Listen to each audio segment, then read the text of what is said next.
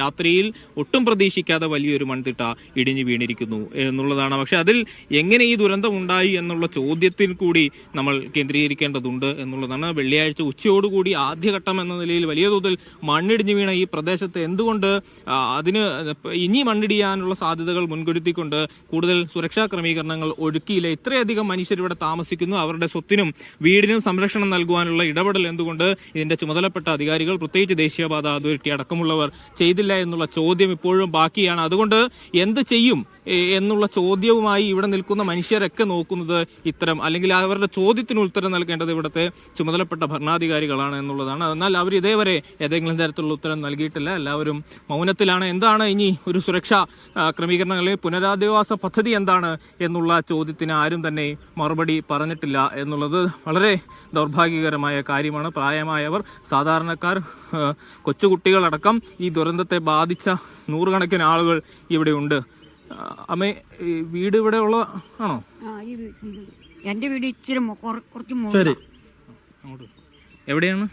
പൊട്ടംകുളമ്പടി എന്ന് പറയും. ഞാനിവിടെ വന്ന ഇവിടെ ഈ കൊച്ചിന്റെ കൂടെ പണിയാൻ നടന്നുകൊണ്ടിരുന്നത്. ഞാൻ ഈ വീട്ടിൽ സന്ധ്യയുടെ കൂടെ, സന്ധ്യയുടെ ബിജുവിന്റെ കൂടെ, സന്ധ്യയുടെ കൂടെ പണിതുകൊണ്ടിരുന്ന ഞങ്ങളൊക്കെ.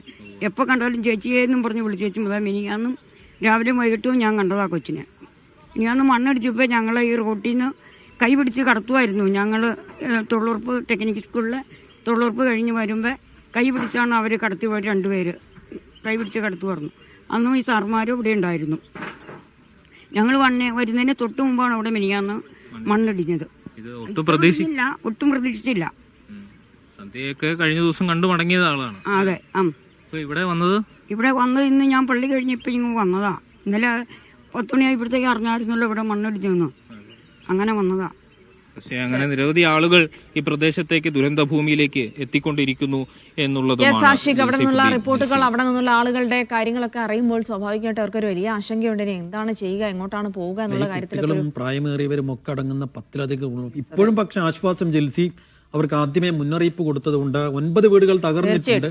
ആ ഒരു വീട്ടിൽ മാത്രമാണ് ആ സമയം ആളുണ്ടായിരുന്നത്. 8 വീട്ടിൽ ആളുണ്ടായിരുന്നെങ്കിലോ അല്ലായിരുന്നെങ്കിലുള്ള സംഭവം എന്താണെന്ന് ആലോചിക്കാൻ പോലും വയ്യ. എന്തായാലും വലിയൊരു ദുരന്തം വേണമെങ്കിൽ വഴിമാറി പോയി എന്ന് പറയാം. പക്ഷേ ഇനിയുള്ള കാര്യങ്ങളിലാണ് അവർക്ക് ആശങ്കയുള്ളത്.